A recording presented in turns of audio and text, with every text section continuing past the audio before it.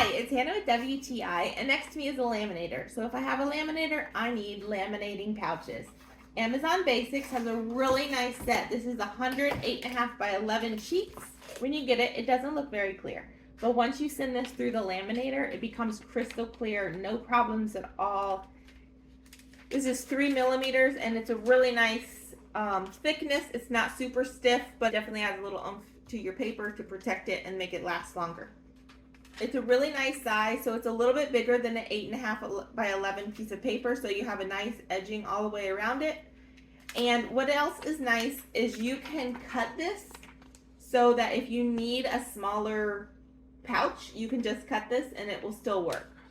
I have been having so much fun. I've been making books, so I've been laminating pages and binding together books, and they have turned out so good and I love them. So now I have lots of laminating pouches so that me and my laminator can continue having fun, and that is my point of view.